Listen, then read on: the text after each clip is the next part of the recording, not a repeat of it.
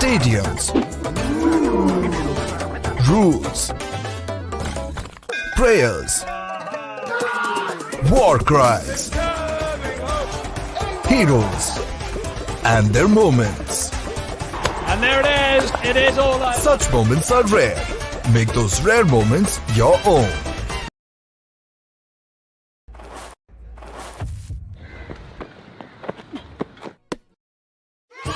Cricket fans are crazy. They pick their own bats. Sometimes to play imaginary cover drives. Sometimes to decide the batting order. They pick their own ball. Sometimes they even picked it from the... never mind. They pick their own stumps. They pick their own boundaries. Or break the boundaries. They pick their own pitches. Oh, that's a boundary. Stadiums, rules, prayers, war cries, heroes, and their moments. And there it is. It is all over. Such moments are rare. Make those rare moments your own.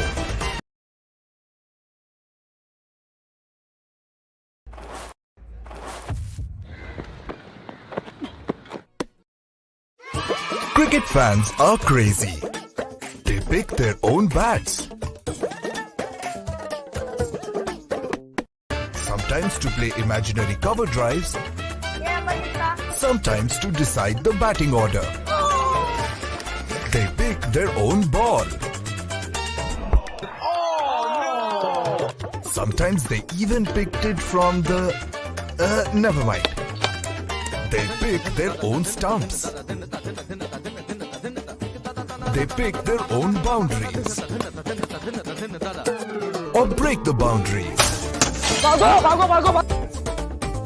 They pick their own pitches. Oh, that's a boundary. Stadiums, rules, prayers, war cries, heroes, and their moments. And there it is. It is all over. Such moments are rare. Make those rare moments your own.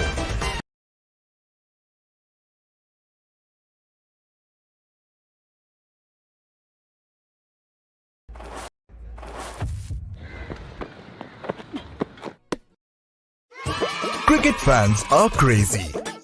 They pick their own bats. Sometimes to play imaginary cover drives. Sometimes to decide the batting order. They pick their own ball. Sometimes they even picked it from the... never mind. They pick their own stumps. They pick their own boundaries. Or break the boundaries. They pick their own pitches. Oh, that's a boundary. Stadiums, rules, prayers, war cries, heroes, and their moments. And there it is. It is all over. Such moments are rare. Make those rare moments your own.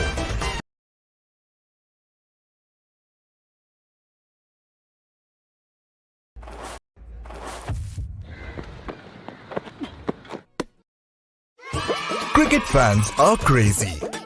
They pick their own bats. Sometimes to play imaginary cover drives. Sometimes to decide the batting order. They pick their own ball. Sometimes they even picked it from the... never mind. They pick their own stumps. They pick their own boundaries. or break the boundaries. They pick their own pitches. Oh, that's a boundary. Stadiums, rules, prayers, war cries, heroes, and their moments. And there it is. It is all over. Such moments are rare. Make those rare moments your own.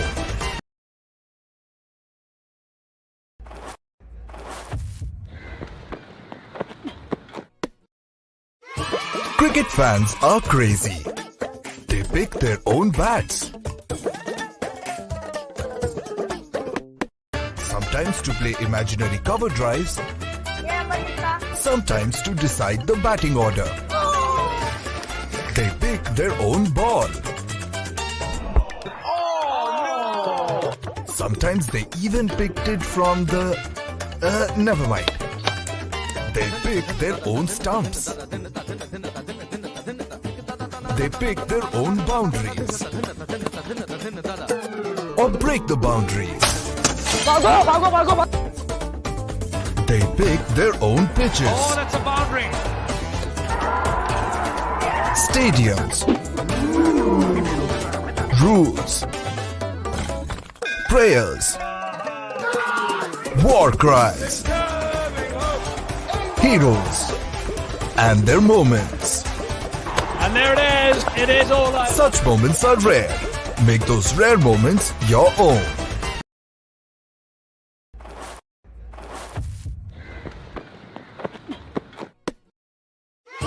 Cricket fans are crazy.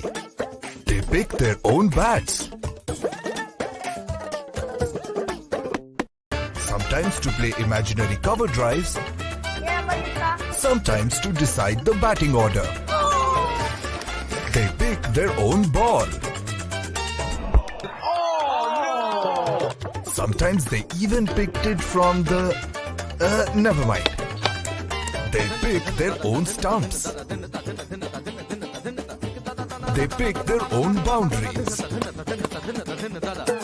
Or break the boundaries. They pick their own pitches. Oh, that's a boundary. Stadiums, rules, prayers, war cries, heroes, and their moments. And there it is. It is all over. Such moments are rare. Make those rare moments your own.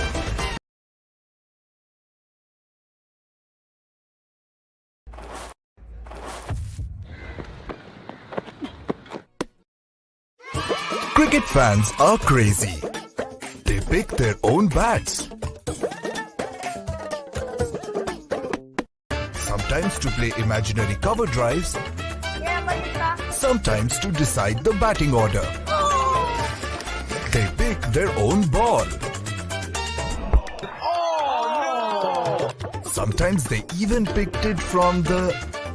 never mind. They pick their own stumps. They pick their own boundaries. Or break the boundaries. They pick their own pitches. Oh, that's a boundary. Stadiums, rules, prayers, war cries, heroes, and their moments. And there it is. It is all over. Such moments are rare. Make those rare moments your own.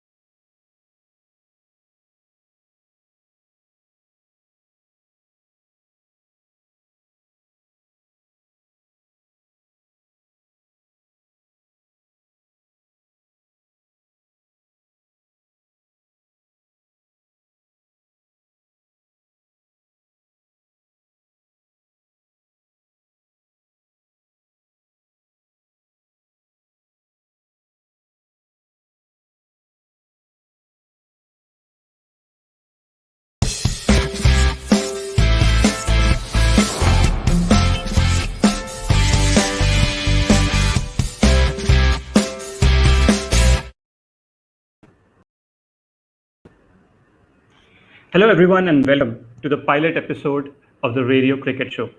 This is where we relive the best cricketing action, starting with the ones that are part of our launch edition. Now, before I get into those moments, let me talk a bit about what Rario is and what we stand for. Rario is the world's first officially licensed cricket NFT platform, where fans like you and me can not just watch cricket, but own our favorite plays, our favorite players, and trade and play games with it. When we recently launched, so these packs, these moments are part of packs which are available on our platform right now, but they won't be just get them before they run out. When we launched a few days ago in partnership with our first official partners, the Caribbean Premier League (CPL), which is one of the world's biggest T20 leagues with the biggest stars like Gale, Russell, Bravo, Pollard, all of them being a part of it. When we launched this a few days ago, we were blown away by the overwhelming response that we got, and most of the packs were totally sold out.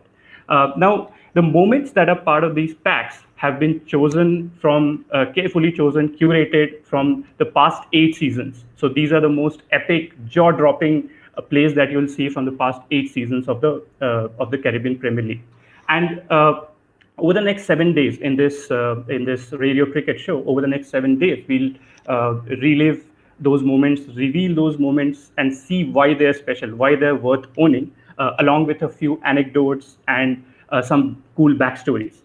And to do that, we have 2 legendary commentators joining us who have lived these moments while on air. They have been part of it while commentating, and we couldn't have better people than Tom Moody and Danny Morrison, who are joining us in this show.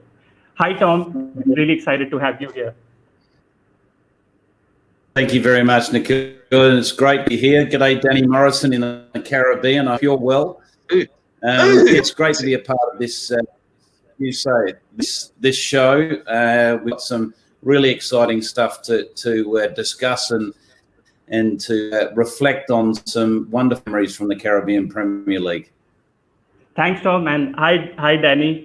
Really exciting to have you as a part of this show. Absolutely, Nikhil. Yeah, very excited to be part of it because, as you just alluded to, Moods and I have been here since its inception. So looking forward to it immensely. Awesome. Thanks. So let's get started. And the way we will do this is we'll go through those moments. We have 10 exciting moments lined up today, and we'll go through them one by one, and then have you share some insights, some backstories on those moments. So why don't we start right away and have the first moment lined up.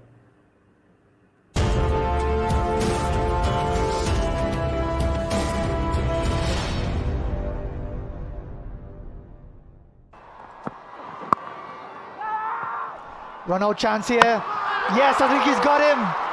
Ponting. Brilliant work. Just to remind us about his brilliance in the field. Only had the one stump to shy at.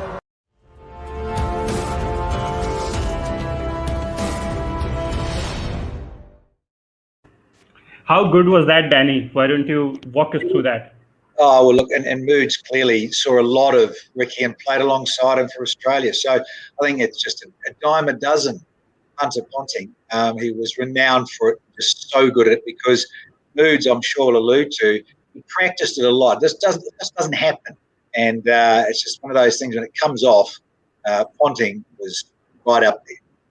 Yes. Why don't we have this that played on the side so that we can relive that, and probably Tom can walk us through. Yeah, sure. It'd be my pleasure. Look, it's no surprise to see Ricky Ponting hitting stumps, even if it's just the one stump he's got square of the wicket. You don't get to see all 3 stumps. You only get the angle of the one stump.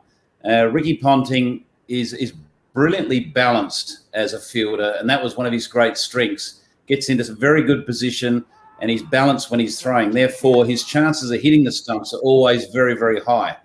And as Danny said, this is something that is not a coincidence for Ricky Ponting to hit the stumps. He tells stories, or he has told stories in the past about how he used to practice at home in the backyard as a 10-year-old kid, throwing against the picket fence and continually throwing to hone that skill of accuracy. He had a terrific throwing arm, whether it be within that sort of 30-yard circle. He spent a lot of his time at backward point, but he also was dangerous at mid-wicket, where he would hit the stumps as well, particularly in one-day cricket. So Ricky Ponting was one of the game's greatest fielders, alongside the likes of Jonty Rhodes, who was just a little bit earlier than Ricky Ponting. They did play against each other, but he's a little bit older than Ricky is Jonty.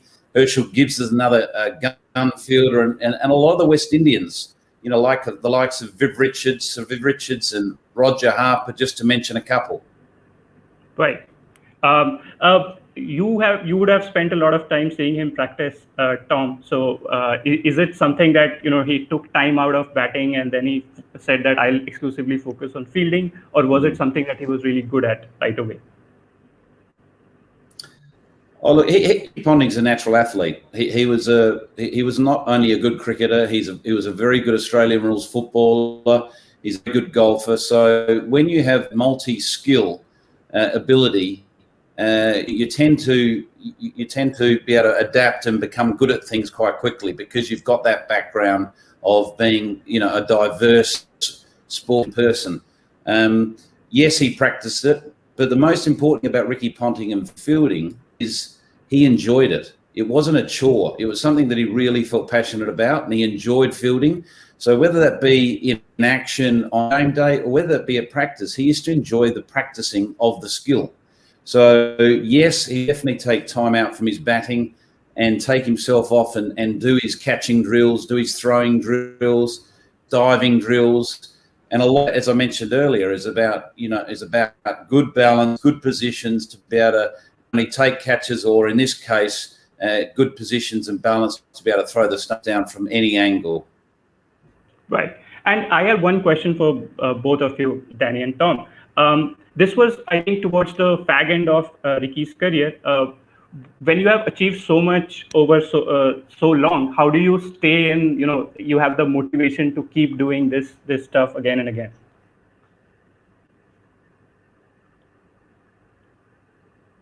Mood? You're older. Over to you, Tom. Look, okay. I'll answer that first. Yeah, look. Yeah, it's sportsmen have a fire in their belly, and you soon realise someone's coming to the end of their career. They lose that motivation, they lose that fire. Ricky Ponting had that fire in his belly right to the end of his career. So therefore, when those sort of half chances come in the field, whether it be a throw at the stumps or a catch in the field, he was up for it. He was ready for it. So everyone gets to a point in their career where that fire starts to wane and it becomes harder to do the practice. It gets harder to come up and be motivated for matches. Ricky Ponting was one of those players that had a fire in his belly for a long time, and he was hungry for the game and hungry for the contest. Awesome. So we have a list of legends, and it was really great to start off with Ricky Ponting, and thanks for the backstories about his fielding drills. Why don't we move on to the next one, because we have an action-packed lineup.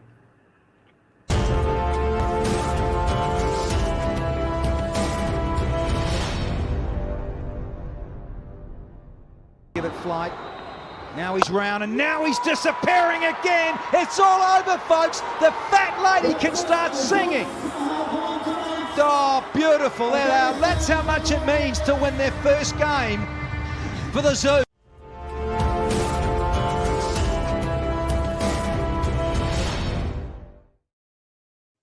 Now, that's a familiar voice there, Danny. Yeah. Why don't you talk us through this? Well, look, and interesting that we're now about Misbah ul Haq, from the subcontinent, Pakistani, another great player. And we've just finished on Ricky Ponting. Here's another guy that really pushed to the earth's degree of the amount of time he stayed within the game. And as Mood was saying, again, fire in the belly. I think he was 45 when he was finishing playing international cricket? I mean, massive. And when you look at that clip, playing in Guyana, again on surface that we know tend to favour the spinners, a bit slow, grip a bit. Being brought up in the subcontinent, of course, Misbah playing in the UAE. I was very fortunate, Nikel, to be on air when he equalled the great Viv Richards and then went past it. He had that fastest 100 equal with Viv. And of course, then the great Brendan McCullum, beat Viv's record in Test cricket. So I'm not surprised, we've got one of these clips here with Misbah going for it and smashing it like that and winning the game for his team. It's brilliant. Right. Why don't we have that clip again? I would love to look at the celebrations.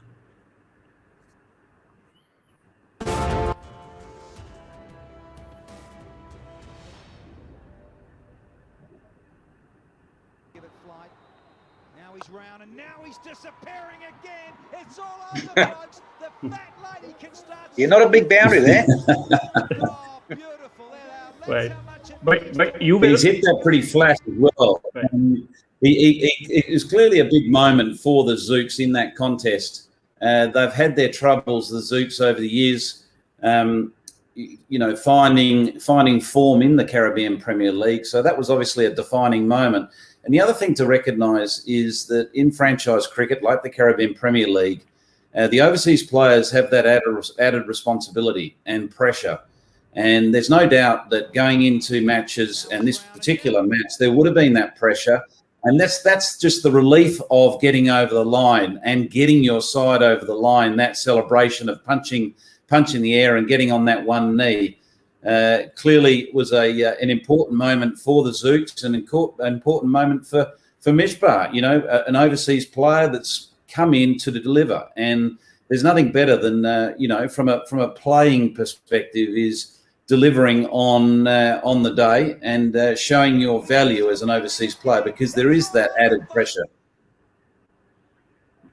Right. I think in terms of players who have been termed as classical, and as Danny was just mentioning that he at one point equaled the record for the fastest century. As players who have been termed as classical, for someone who switches gears, Danny, what do you think about Misbah on that mold? Because when we hear about it in the subcontinent, we always see that Misbah is one classical test player. What about players who switch? Yeah. Well, that's the beauty of just seeing that clip, because I think in a way we haven't got time clearly to show more of what Misbah could do, because he was also renowned as a bit of a blocker. He was a bit slower and he suited Test match cricket. And let's be fair and reasonable, that was his forte. He loved Test cricket. It was more about the red ball more so than the white ball. But to be fair to Misbah, he did then learn to play better in 50-over cricket and then, of course, T20. So, again, like Ponting, these great players get the best out of themselves and can then string it out further. And I think that's the beauty of now, as we've seen, as Moody was mentioning, franchise cricket. It allows the good players, the very good players, the great players, to then have something else to sort of finish off, if you like, a nice little swan song of their careers, where I think fans get to really enjoy what they can do away from the other formats. Right. Thanks for that. And for those of you who are just joining us, please feel free to put in your questions from wherever you're watching. And we have some surprise giveaway NFTs as the best questions. So make sure that you put Tom and Danny both in a spot. They're ready to answer some tough questions today. Sponsors product. You said sponsor. Have we? We got some moods. We'll talk about that backstage. Oh, okay. Right. So we have a few vintage moments lined up. So why don't we pull up the next one?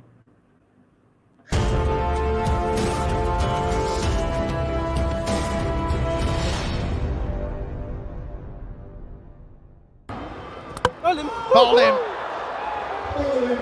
Guptill gone. Wicket, and Morley steps up and does just that. Far too close to cut for Martin Guptill.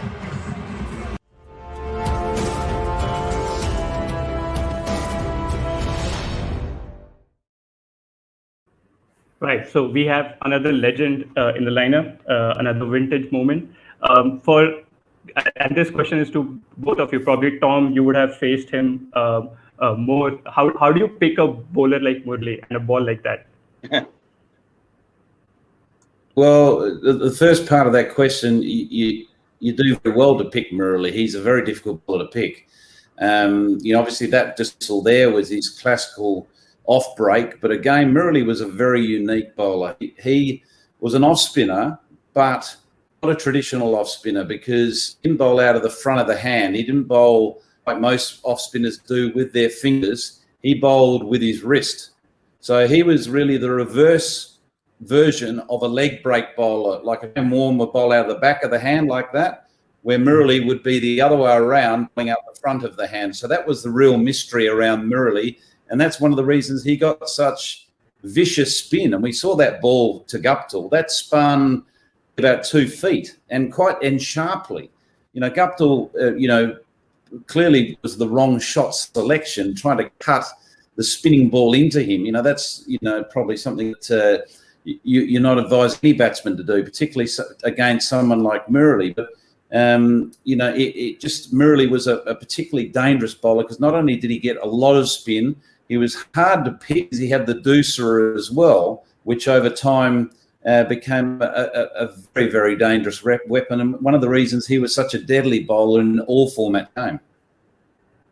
Right, and you have spent some time in Sri Lanka as well, in the system. So we saw a lot of players. Once S1E started becoming really popular, a lot of people just walking in and trying to copy his action. But did you find anyone in Sri Lanka trying to do what Murali was doing?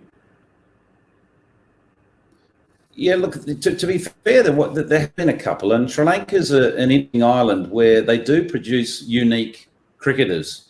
You've got Murali, obviously, who we're talking about. You've got Lasith Malira as another one, as a fast bowler. We haven't really seen a slim fast bowler like that over the history of the game, but he became a devastating, particularly in T20 cricket, 50-over cricket.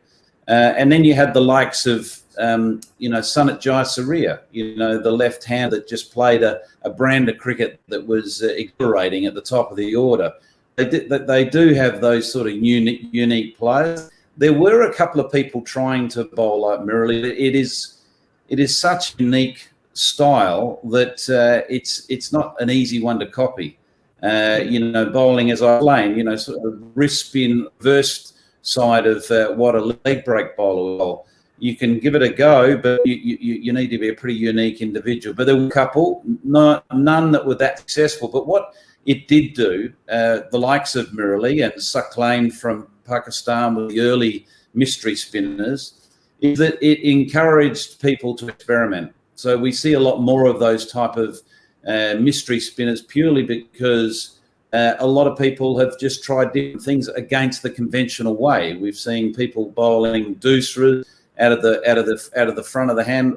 Ravi Ashwin obviously has been, iconic player for India.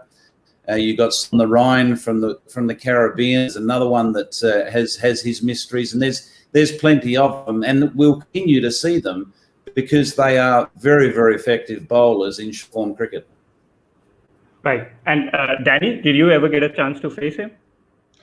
I did, but I wasn't in long enough. I never spent a lot of time, funny enough, at the crease in Test cricket. As you know, I was into duck hunting at that stage. I had a couple of very good rifles, and they worked for me. But played way back in '95. Like for Moods and I, thinking about playing in the early mid-'90s. You cast your mind back to it. It doesn't feel like Murali's been out of the game that long. Of course, he has, like a decade. But I mean, when you look at it, it's fascinating to see what he did. And again, as Moods beautifully said, I mean, in a way, they were the fire starters, the initiators of a lot of unique, freaky type of bowlers. And Moods, you could go on about a few others, out of the front of the hand sort of stuff. Extraordinary. So Moods is, we could be here for hours, waxing lyrical about Sri Lanka and how wonderful it is to be there, and for Moods to coach there and have a lot of connection. A lot of us have always enjoyed working there and catching up with Murali and even just having fun with them, away from the game, having dinners and socialising it's been a real treat. Awesome. So it'll be good to share at this point of time that Lanka Premier League is also one of our official partners. So we are really excited to work with them. Unfortunately, that got postponed because of COVID, but we really look forward to just like you shared, we would really look forward to see that in person and partner with them. So Going back to our line of legends, there is another vintage great lined up next. Why don't we play the next moment?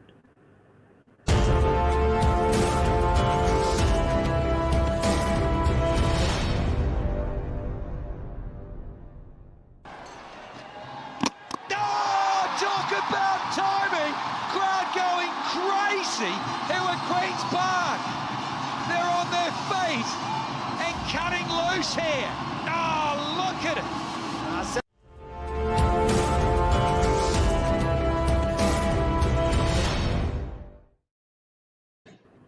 it! Danny, you love that as a bowler? I do, and I love the Queen's Park Oval. Do you think I was a little excited there? Moods and I, Moods is always just going like, You can never tell. calm down, Morrison, for goodness sake. But you think of the crowd, and of course, yes, we know we've got the big IPL, of course, the biggest show on the planet, but this is the biggest party in sport. Cricket played louder, love it on that side of our arms, is just, and so intense. And of course, the Queen's Park Oval, I mean, it's one of the great theatres, and I think Moods will allude more to it. But, you know, whether you're hitting sixes out of the ground or a fielder doing something dynamic, a great catch, or there was Jacques Kallis with a Yorker, it just, the crowd, poof, and in particular, it's the home team, Trini, the roof comes off, doesn't it, Moods? It's just a wonderful place to work and either play, but for us to commentate and get involved, it is just sensational. Why don't we see that moment again? Yeah, there's no Queen's Park Oval as one of the great atmospheres when it comes to stadiums around the world, and it's not like it's not like a stadium that carries 50,000 people. I think the capacity is about 16 or around that number, so it's not a huge capacity. But my gosh, you would think there's 160,000 in there. Incredible atmosphere, but. That Kallis Yorker just reminds me the class that Kallis was as a cricketer. You know, Kallis is renowned as arguably one of the best all-rounders of all time. You know, he is right in the conversation with your Sir Garfield Sobers, and quite rightly so, because his ability as a batsman in all formats of the game, averaging well into the 50s as a test cricketer, phenomenal amount of test runs, a phenomenal amount of test wits, and a phenomenal amount of test catches, fielding its, you know, he is your ultimate test cricket package. But as a one-day player, he was a team's dream because he's a genuine top order batsman, and you can guarantee whether you're playing T20 cricket or 50 over cricket, you can guarantee his overs. It wasn't a case of an all-round that, I'm not sure I can get all four out of him in a T20 game.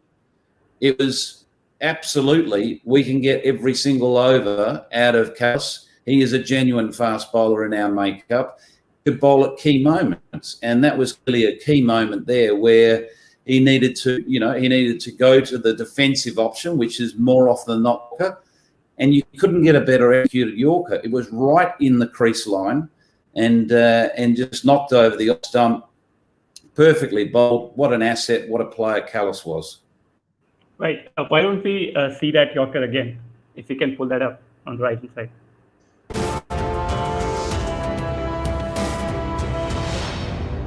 Turn that volume down, eh? Yeah. Yeah. See, I just also wonder whether people. Your question will be like, "What did you prefer?" Now, and I'm being cheeky here, Moods. Did you prefer him as a bowler? Did you prefer him as a batter? And Moods has mentioned he covered all three facets. But I think even as obviously a bowling specialist, I think you just love watching Kallis bat. Any form of the game, classical, commanding. He dominated Moods, didn't he? He was there in your face. Yeah, he was we look at all-rounders and we look at and think, well, what are they? Are they batting all-rounders? Are they bowling all-rounders? Kallis was a batting all-rounder, but he just happened to also be an exceptional bowler. It wasn't a case, as I mentioned, it wasn't a case of, let's just try to get a few overs out of him. You needed his overs because he had the ability to have an impact, which he clearly did there. Right, and in terms of the choice of delivery. So we have seen a lot of innovation in batting and bowling, but do you think the place of the Yorker is still, and especially a Yorker like this, that still holds a very high place? No doubt. It is your go-to, and Moods with his coaching hat on, not so much even the commentating, like for all of us. It is. I mean, we've just mentioned the great Lasith Malinga. Players will tell you, have played in recent times, it's so hard to stop. It's that big entailing or even sometimes swinging away Yorker that, you can't get underneath, you can't dispatch it. And if it is executed beautifully at a really key moment, well, then you saw what happened there with Callis and the likes of Lasith and co. Go to, hello, you're out. Or it's a dot ball. And as we know, the dot balls can be gold.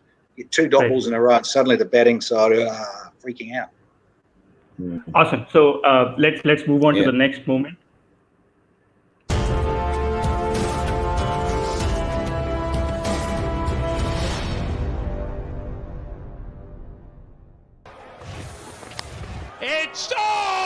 Can you believe it? What a stunning catch! Republic Bank classic catch if I've ever seen one. This is a spectacular catch.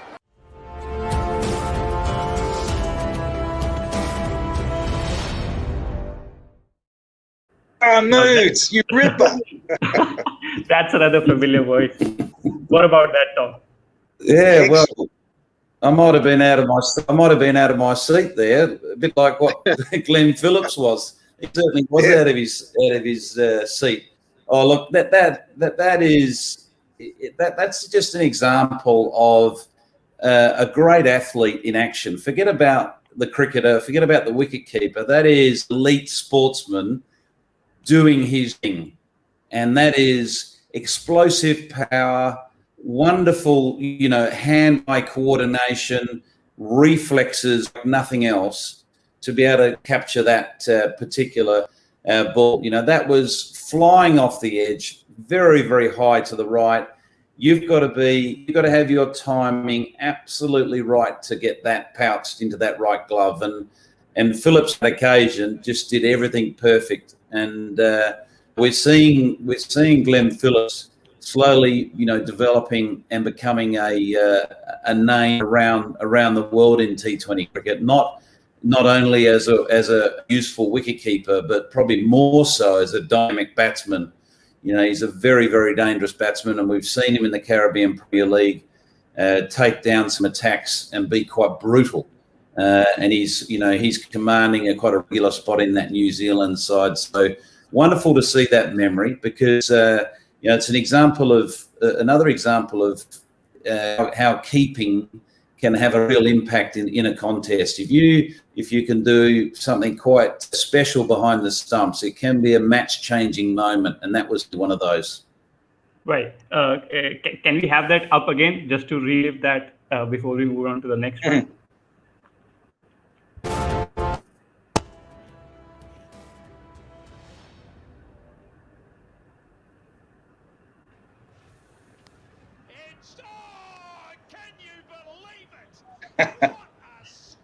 How do you practice for that, Tom? How do you practice for that, Danny? How do you practice for what? For the catch? Yeah. Look at the keepers do a lot of diving practice. And the key to diving is good footwork. And so a lot of keepers will do a lot of footwork drills to make sure they're in a strong position to be able to launch like that and dive. If you don't have a strong base, you're not going to be able to dive with any sort of power or explosive capability like that. If you're off balance, you're not getting off the ground very high, and that's going for 4 runs. So they do a lot of footwork drills, a lot of diving drills, so they get their technique right. And obviously keepers, every training session, they're catching thousands of balls just to make sure their glove work is in sync and they've got that timing. Yeah, that was at Warner too, wasn't it? It was Warner Park too. And you think it's a very short ground, and balls flying all the time like that. The other thing, we've just seen Jacques Callison talk about all-rounders, and Moods will know for a fact too with his coaching hat on. Wicketkeepers get a little bit frustrated and infuriated that they're not included as all-rounders, and they rightly are. They are all-rounders, particularly like a Phillip. They open the batting, and they're a keeper. And as Moods rightly pointed out, an inspirational catch, a key moment in the game, a key wicket, and that's what you bring to the table. They do. Awesome. Right. Have you taken catches like this, Danny? Well, I did, and the alarm went off. It was a lovely dream the other night. Right. I think we would need a trampoline. People like us would need a trampoline to jump that high. And those of you who have come in and are commenting about these moments being in packs, these are in the pack. So you can go to the website right now. There is one pack that is, I think, it'll very soon run out. You can purchase that pack, and hopefully this moment, this catch or one of the early one comes in one of your packs. Right. So let's move on to. I think we are halfway there. Let's move on to the last five. The next 5 moments. Yeah. Come on. Why don't we move on to the?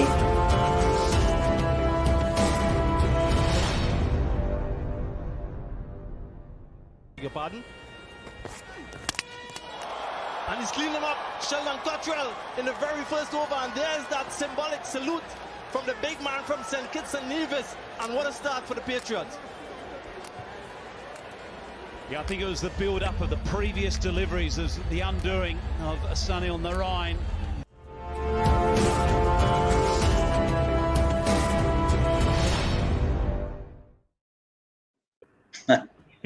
Danny, I would imagine you would have had a lot of clean bowls in your career. So how satisfying is that? Well, once again, you're seeing in franchise cricket, and particularly the big stage where these guys do, whether it's IPL, here in the wonderful CPL, Moods is there in the 100 in the UK now. Your television and the salute scenario that Sergeant Cottrell comes up with. I love it. And it's sort of, again, this part of the world in the Caribbean. I'm here in St. Kitts. Moods is coming out shortly. We're going to be at Warner Park, and that's where it all happens in terms of the flamboyance of celebration. We've got a little caption and a sponsored clip around the celebrations here. And he's also, don't underestimate, what a fine bowler in terms of swinging the ball. And Cottrell actually hits the stumps a lot. He's another guy where, yes, he bowls the odd bouncer here or changes of pace, so crucial in the armoury. But he's one of these guys who hits the stumps a lot and knocks over opening batsmen regularly by hitting the three things stuck in the ground. So he's a class act in this format. Right. Why don't we see that again, and then we'll relive that and move on to the next one.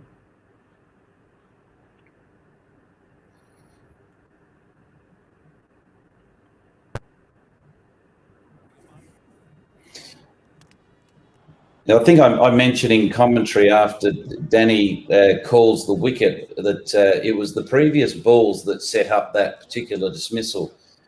From memory, I think Cottrell bowled a few short balls to Narine leading up to that dismissal. So therefore, Narine's weight was a little bit further back in the crease. He wasn't right into the drive like he would normally be. He was just standing up a little bit. So he wasn't in a great position to hit that foolish ball.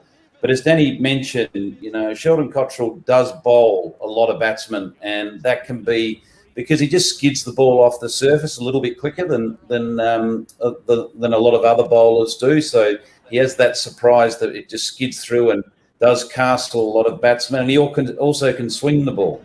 Now, that ball sort of just came in off the straight line, but he can swing the ball into the right-hander and away from the left-hander, which is such a valuable asset in T20 cricket if you can get that white ball to swing in the first few overs. Right. And Danny, you already mentioned about the celebration. Do players in CPL practice their celebrations as well as they practice batting and bowling? Yeah, I reckon you'd think so. Bravo. I mean, the DJ carrying on and the jiving and the music. And that's the frustration I think we've got in this pandemic, is that the crowds aren't in. And like any of the sports, we've just had the Olympics. What a difference it makes with a crowd, of course. And it's about the fan base. It always is. It has been, really. And particularly more so in this modern era of franchise cricket. And the players love it. They feed off it. again, hashtag the biggest party in sport with the music, the cheerleaders, everything happening.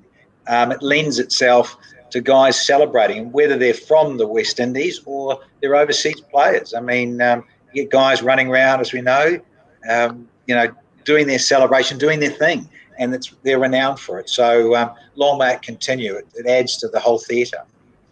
Right. And before we move on to the next one, for those of you who are here, please do share in your questions. I can see a few. And if you have some great questions, as we said, that we'll have some surprise giveaway NFTs for you. So why don't we move on to the next one? And this is, again, somewhere in between vintage and recent.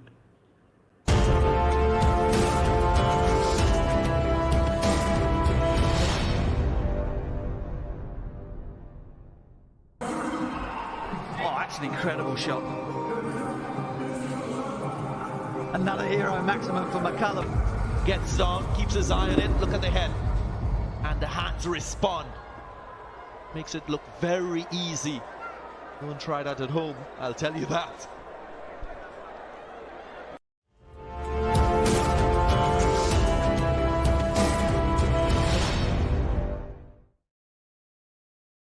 So, Tom, technique aside, how courageous do you have to be to do that?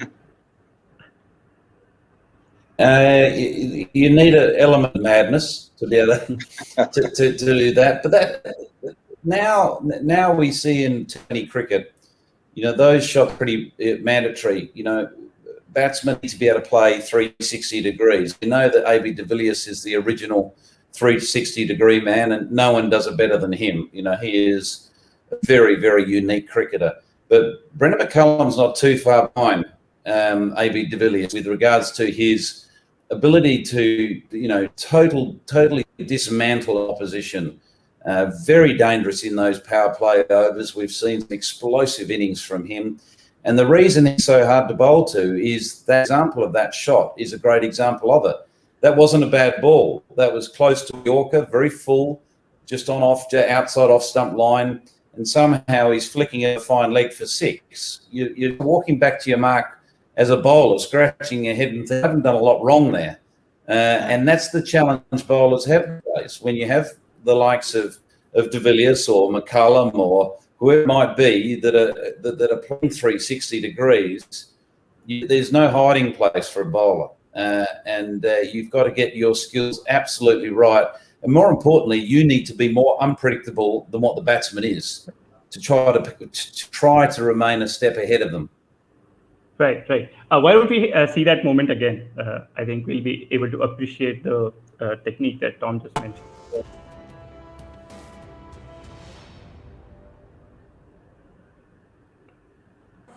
The important thing to note here is he doesn't take his eye off the ball. He's constantly watching the ball as he's playing that. So that takes courage and it takes a lot of skill. See, he's still watching the ball very, very carefully. When he's making contact, he's got his eye very much fixed on that ball as he flicks it over short, fine leg. Well, the other good thing about this is that it's played there in St Lucia, which is, Moods and I know, is a very good surface. It's probably one of the quickest in the Caribbean going around, being slick and coming on.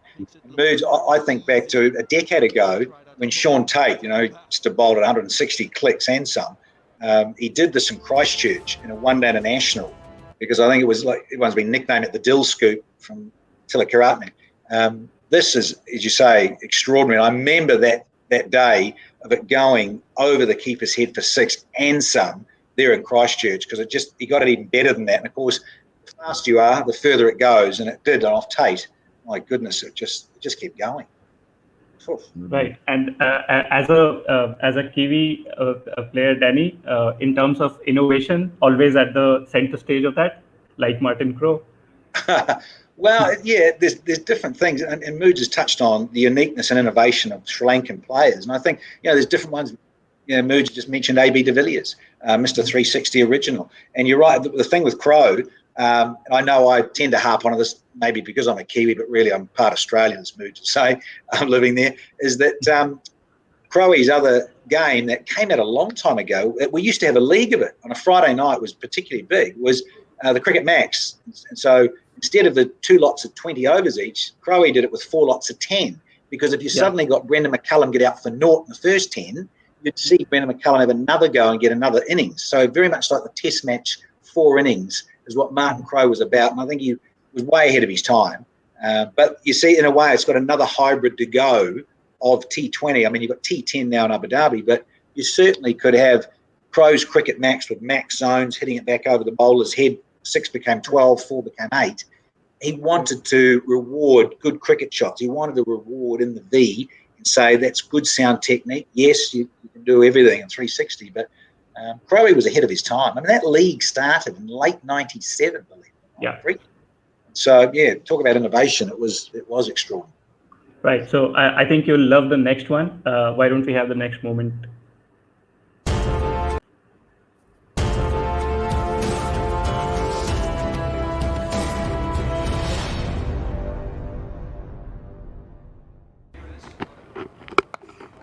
Gets it down to long on. Oh, brilliant! What a catch from, of all people, Martin Guptill. Classic Kiwi in terms of a fielder.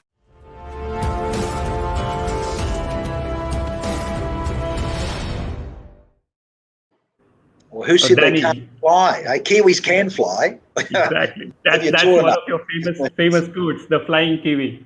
Oh, it just quite obscene, really. I love using that word too sometimes with some of these great catches. I mean, it was obscene, and Gup was about 6'2". He was a tall individual, and that as Mood was going about wicket keepers earlier, the same thing for fielders. You know, to time it, to have good base, and to take off, and all those sort of athleticisms of judgment and your timing to get up and pull off a catch like that. Oof. That's what that practice is all about. And that too to dismiss someone like KP. Hoorah! Tom, your thoughts about that? How difficult it is to judge the boundary and, probably leave something as equal to your height itself.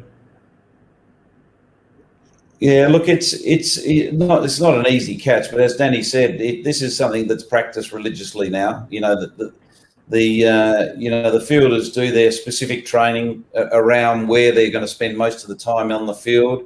So Guptill is a deep mid on there, and we know deep mid on and deep mid off, and those closing overs are hot spots. So you get your best fielders there, and you also get tall fielders. We see Corin Pollard occupy that position for Mumbai Indians, and he's done it for many, many years, and has taken some match-winning catches there. So it is important from a captain's point of view that you get your right fielders in the right positions. Guptill's known as one of the better fielders that New Zealand's produced over the last 10 years or so, and he's renowned for taking some brilliant catches, whether it be in the ring or on the boundary, and that's all just about timing of the jump, making sure that he's getting that absolutely right and getting the maximum height from that jump.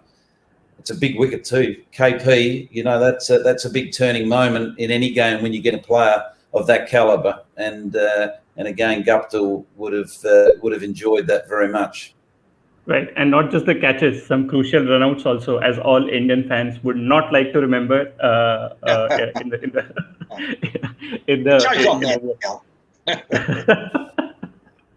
Right, cool. So I think we have some interesting questions coming up, but we'll just finish off the last two moments, and then we'll take a couple of questions before we end the show. So why don't we have the next moment?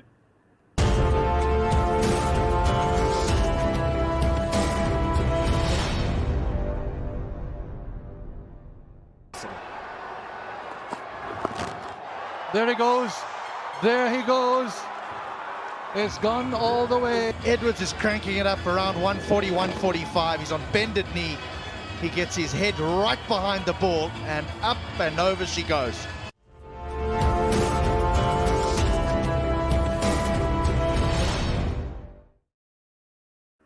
Right, we talked about innovation. One of those nom de plume shots where the player has the shot named after him.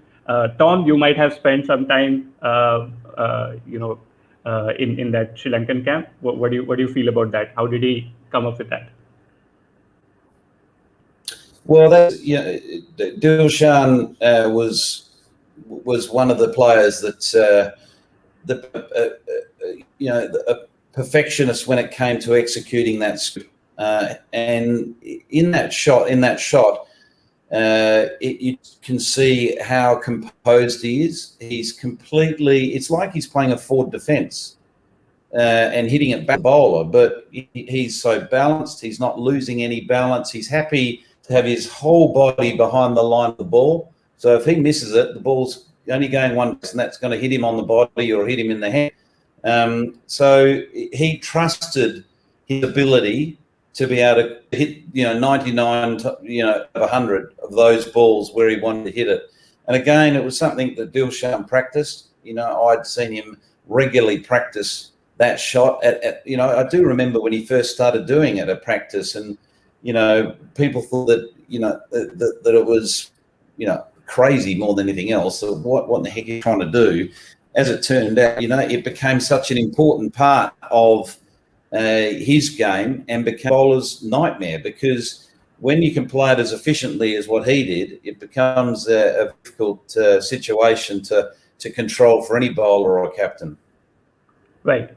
Can we see that moment again? And I'll pose a question to Danny from the point of view of a bowler. Volume. Yeah.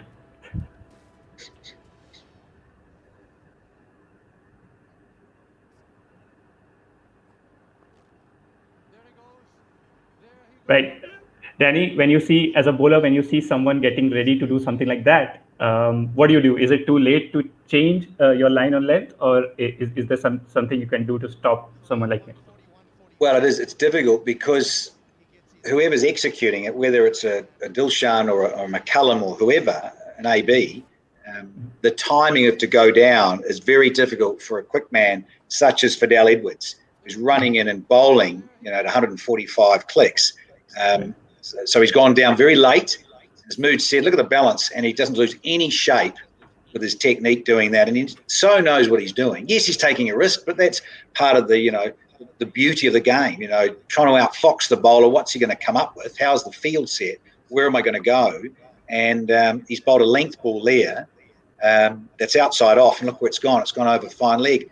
The other thing I did notice with that commentary, because this is in year one, inception year, was the late, great Tony Cozier.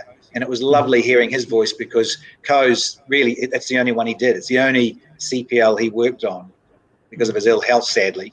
But it was lovely to hear his voice there with HD Ackerman. It was a great time, Moods. I mean, I think like anything, something comes along and doesn't quite work as a new, innovative event.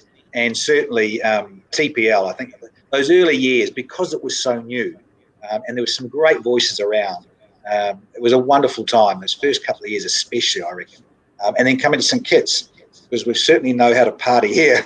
It's been great. Right, amazing. So we are to our move on to our last moment, which is another one of the legends. I don't know if you can call him vintage or if you can call him fresh. He sort of is in both those positions. So why don't we pull up the last moment and have a look?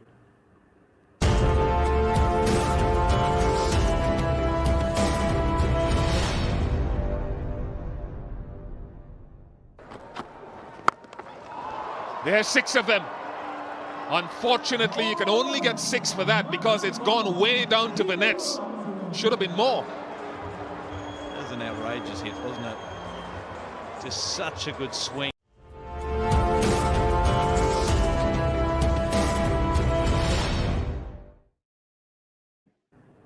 Right. So how long has he been doing this? Well, that's a very good question.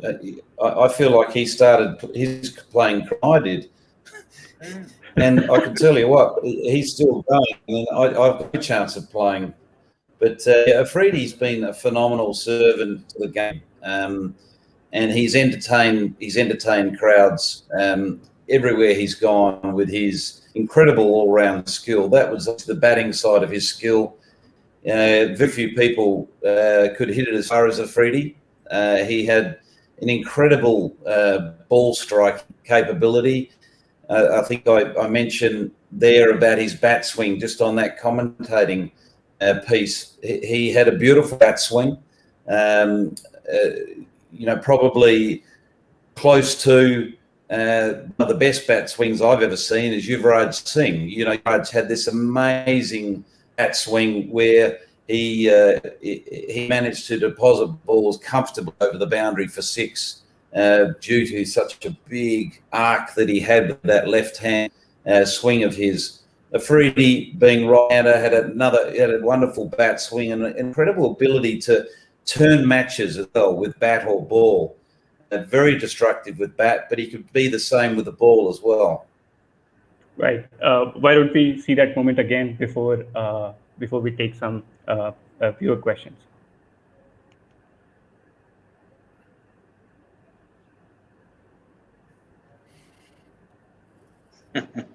Beautiful.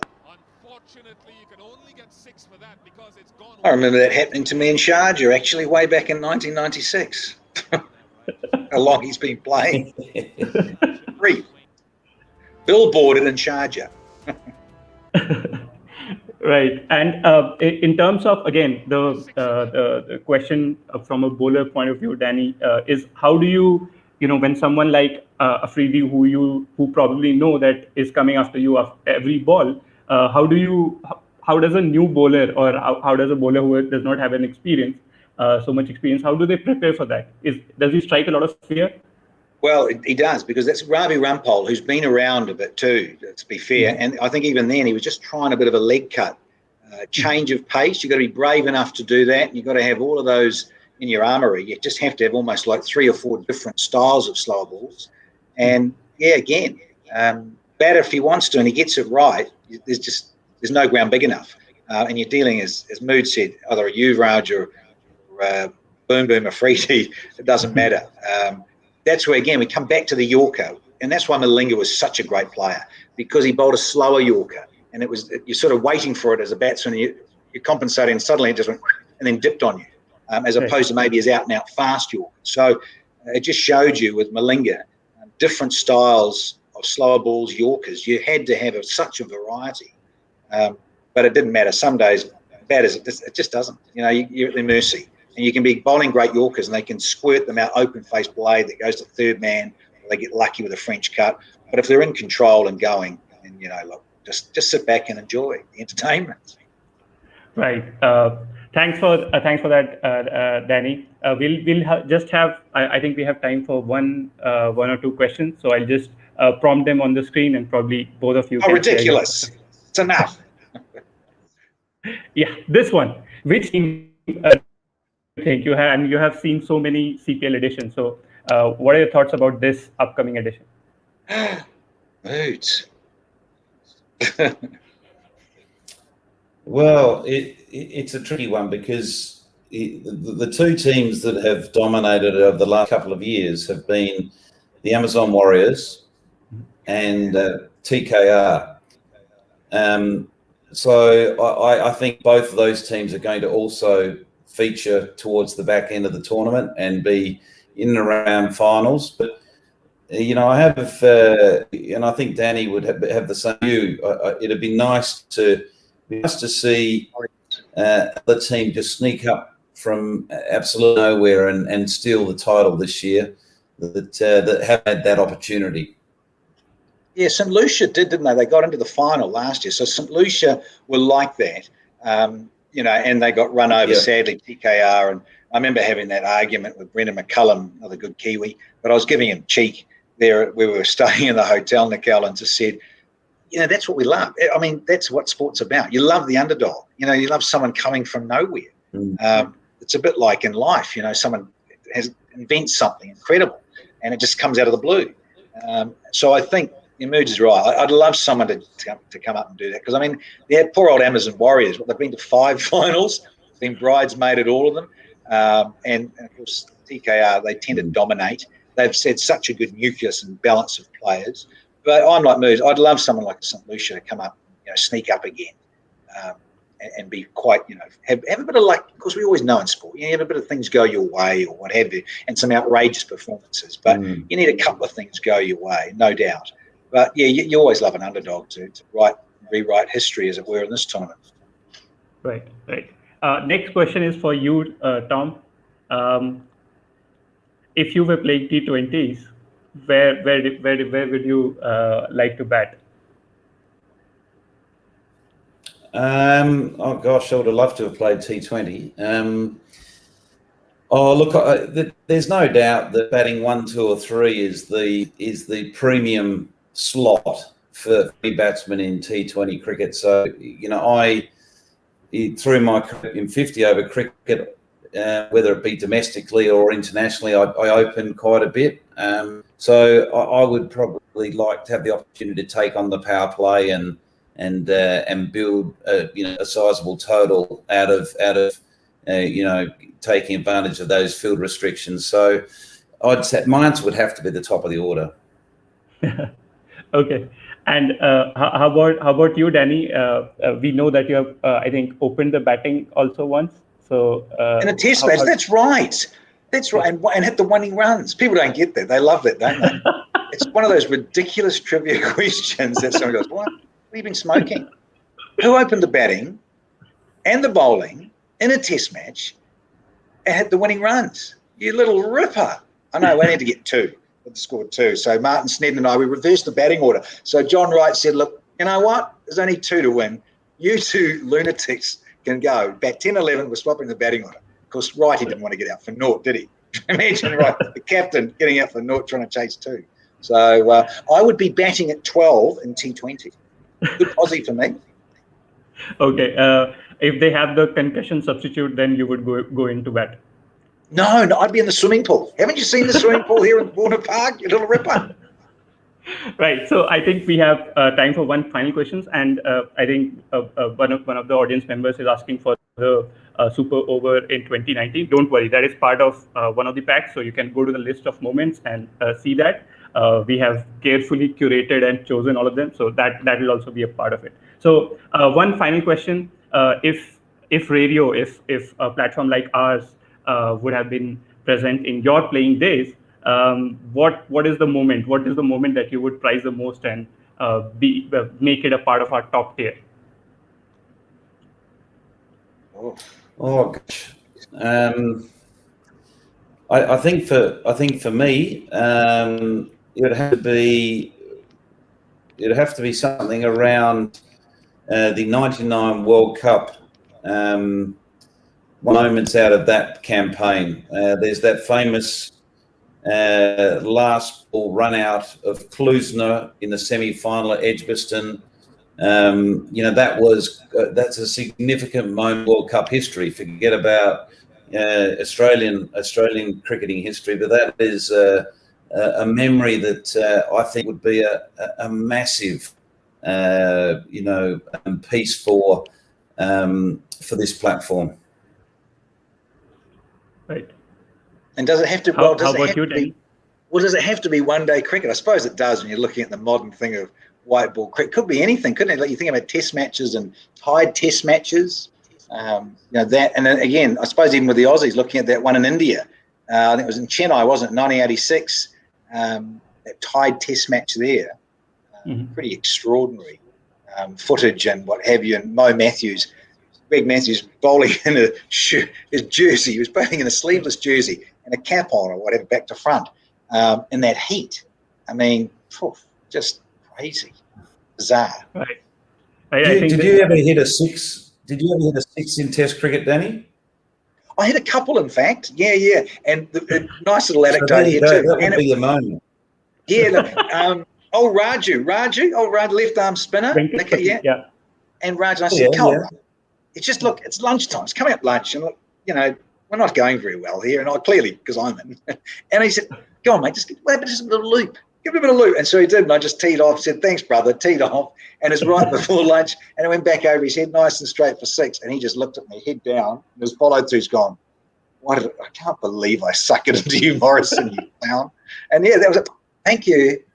Get that up. Replay that. Make that a radio.